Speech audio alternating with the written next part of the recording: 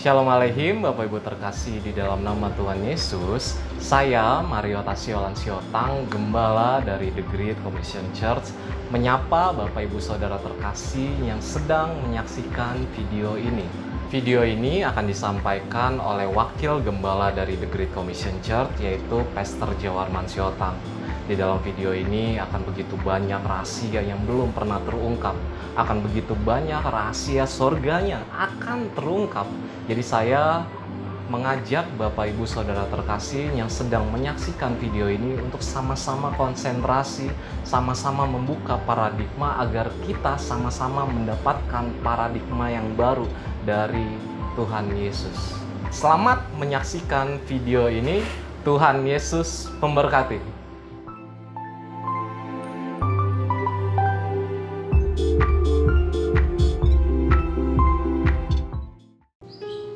Shalom Aleihim saudara-saudara, berjumpa lagi dengan saya Jawarman Siotang. Hari ini saya diberi kesempatan untuk saya boleh kasih firman Tuhan hari ini.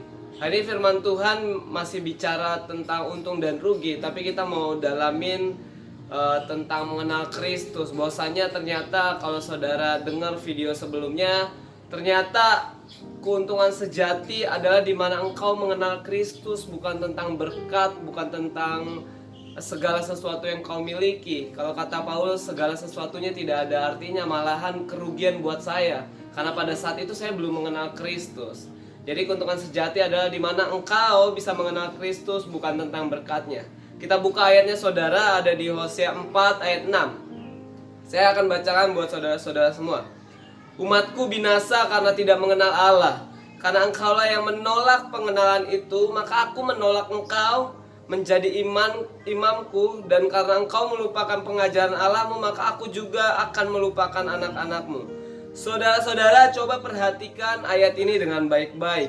Di firman ini kita bisa lihat bahwasanya ternyata Tuhan bilang tidak akan pernah ada pembelaan dari Bapa di surga bagi mereka yang ternyata nggak pernah mengenal Tuhan. Tidak akan ada penyertaan yang turun dari surga yang diberi Tuhan bagi mereka yang tidak mengenal Allah. Bahkan firman Tuhan bilang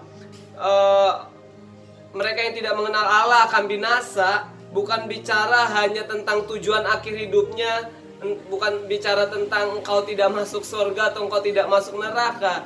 Tapi firman itu artinya bilang bahwasanya apa saja yang kau kerjakan tidak akan ada penyertaan Tuhan bagi mereka yang tidak mengenal Tuhan, bagi mereka yang menolak Tuhan. Saudara, orang yang mengenal Tuhan pasti akan berkenan di hadapan Tuhan.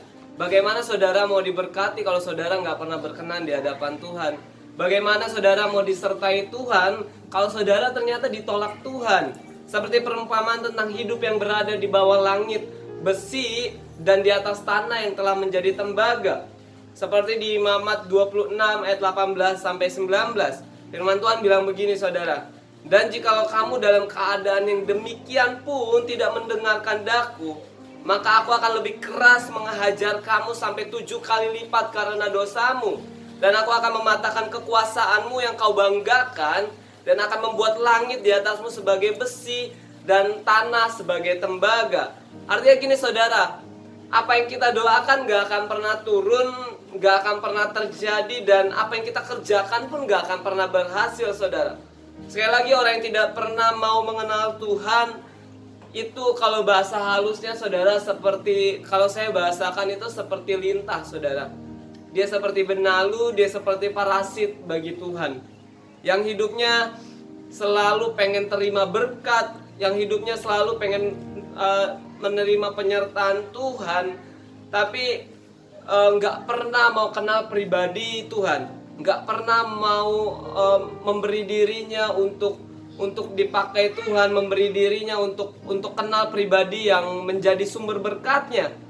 Karena sekali lagi saudara, bicara tentang mengenal Tuhan, kita akan bahas lebih dalam lagi.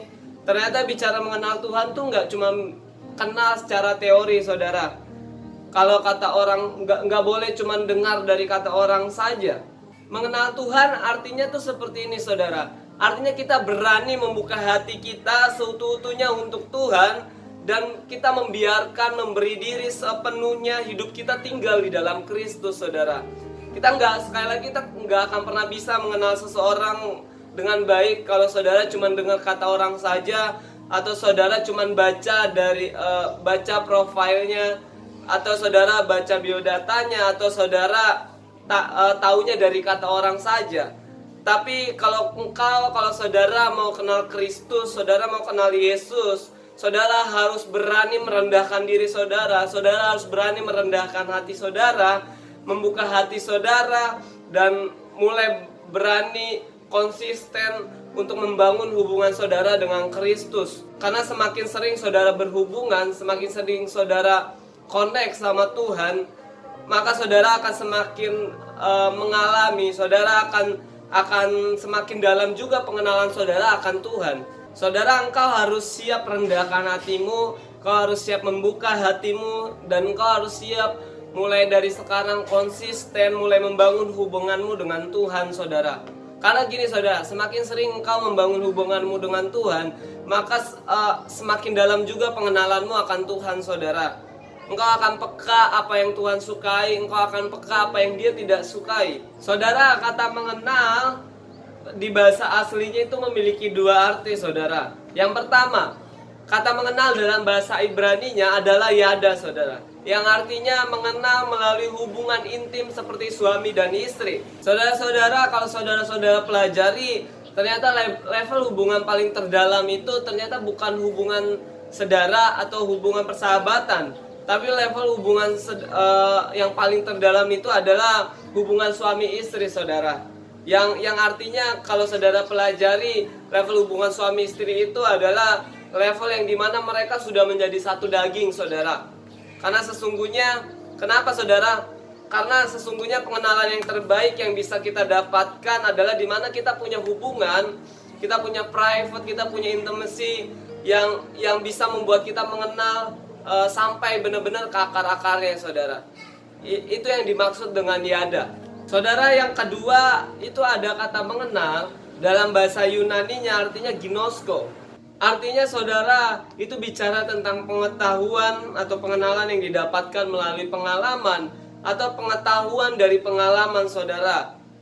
Mengenal yang artinya gini, saudara, ya mengenal Tuhan lewat proses, lewat pengalaman, lewat penyertaan, lewat pertolongan, lewat perlindungan, atau lewat kebaikan Tuhan. Orang yang mengalami Tuhan seharusnya hidupnya tidak akan pernah sama lagi, saudara. Orang yang benar-benar mengalami Tuhan secara pribadi, seharusnya dia tahu bahwa betapa Yesus mencintai dia, betapa Yesus mengasihi dia. Dan seharusnya orang yang benar-benar mengalami Tuhan, dia tidak akan pernah mau meninggalkan Tuhan, apalagi menggadaikan Tuhan dengan hal-hal yang bersifat duniawi. Saya ingat kisah dari tokoh Daud. Sedalam-dalamnya Daud jatuh dalam dosa, Daud tidak pernah mau tinggalkan Tuhan, saudara. Daud selalu berkata, kalau saudara baca di Mazmur, Daud sering berkata bahwa Tuhan jangan pernah ambil rohmu daripadaku. Kenapa, saudara? Karena Daud adalah orang yang mengalami kebaikan Tuhan. Daud adalah salah satu contoh orang yang mengalami dan kenal Tuhan, sehingga dia tahu kalau Tuhan mengambil rohnya dari dia, kalau Tuhan pergi menolak dia akan jadi seperti apa. Karena Daud adalah orang yang mengalami Tuhan, Daud adalah orang yang mengalami pertolongan Tuhan, mengalami kebaikan Tuhan, dan dia pasti tidak akan pernah meninggalkan Tuhan, saudara. Dan sekali lagi, saudara, saya mau bilang, orang yang mengenal Tuhan lewat pengalaman secara pribadi, mereka hidupnya tidak akan pernah sama lagi, saudara. Ada 3 keuntungan dalam mengenal Tuhan. Yang pertama adalah orang yang mengenal Tuhan tidak akan hidup dalam dosa. Karena orang yang mengenal Tuhan, dia bisa memahami perasaan Tuhan dan menuruti perintah-perintahnya. Saya kutip ayatnya, saudara, dari 1 Yohanes 3 ayat 6. Karena itu setiap orang yang tetap berada di dalam Dia tidak berbuat dosa lagi. Setiap orang yang tetap berbuat dosa tidak melihat dan tidak mengenal Dia. Yang artinya gini, saudara, firman Tuhan dengan jelas mengatakan bahwa orang yang di dalam Dia, orang yang di dalam Kristus tidak akan pernah berbuat dosa lagi. Berarti seharusnya bicara tentang untung dan rugi, bicara tentang apapun yang Tuhan minta untuk kita kerjakan, seharusnya saudara ketika kita benar-benar sungguh-sungguh mengenal Tuhan secara pribadi, bukan cuma tahu profil, tapi kita ngalamin secara pribadi, kita bisa lihat bahwa Tuhan menyertai setiap kehidupan kita. Artinya apapun yang Tuhan minta dari hidup kita, apapun yang Tuhan minta untuk kita kerjakan dalam hidup kita, itu bukan jadi sesuatu yang sulit untuk kita kerjakan, saudara. Itu bukan jadi sesuatu yang ragu untuk kita kerjakan, karena kita mengerti, kita ngalamin, kita tahu, kita kenal Tuhan. Saudara, semakin kita kenal Tuhan, kita akan semakin gak peduli lagi tentang untung dan rugi, saudara. Semakin kita kenal Tuhan, kita akan semakin lihat, kita akan semakin dengar Tuhan, kita akan semakin peka, kita akan semakin merasakan Tuhan, bahkan kita akan mengalami Tuhan, saudara.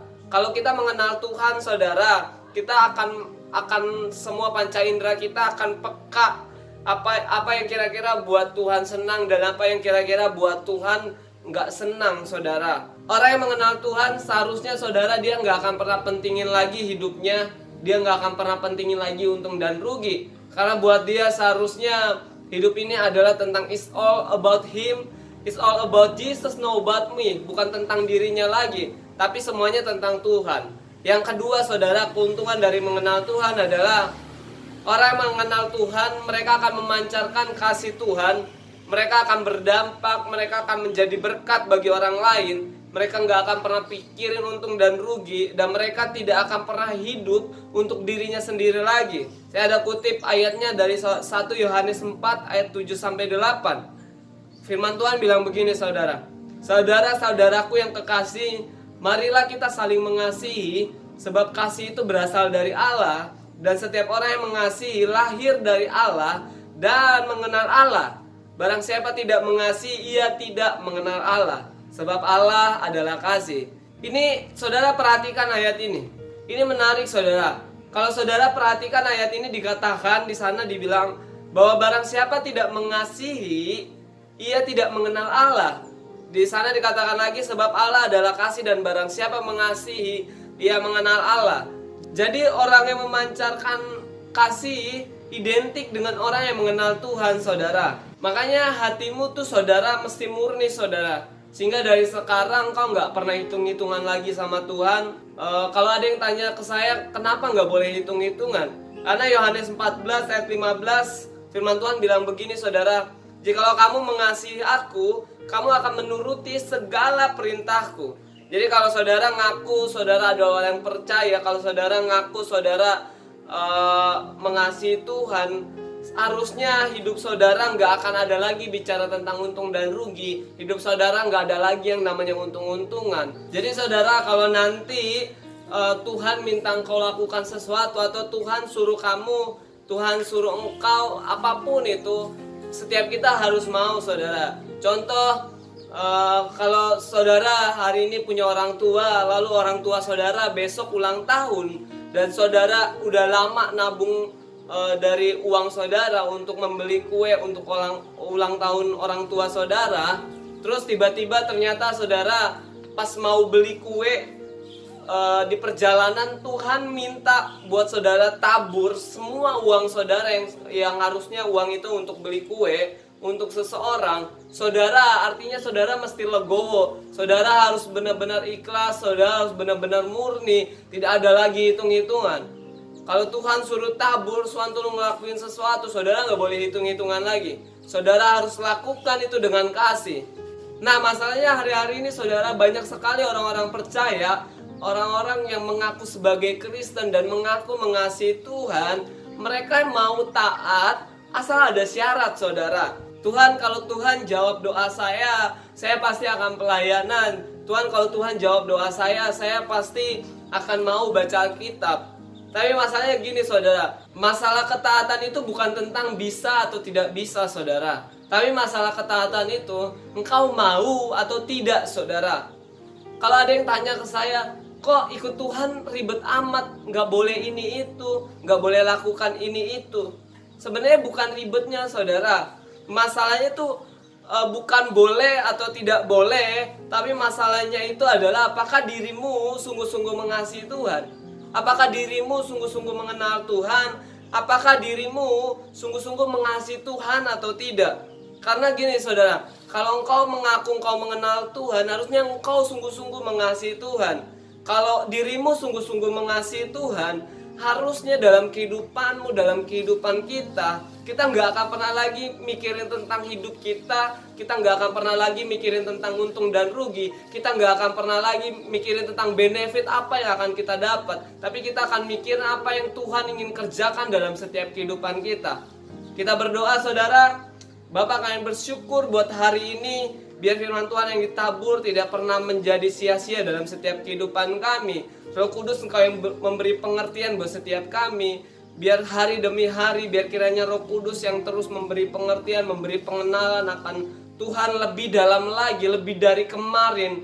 Sehingga hari demi hari kami semakin ngerti, kami semakin peka, kami semakin tahu apa yang Tuhan ingin kerjakan dalam setiap kehidupan kami.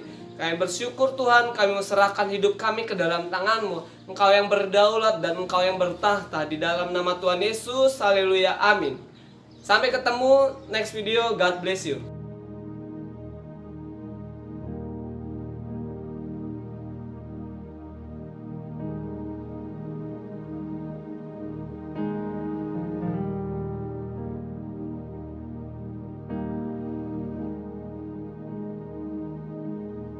Kita sudah selesai menyaksikan pemaparan yang telah disampaikan oleh Pastor Jawarman Siotang, dan kita akan akhiri di dalam doa, dan saya undang kita untuk bersama-sama berdoa dan ikuti setiap doa saya.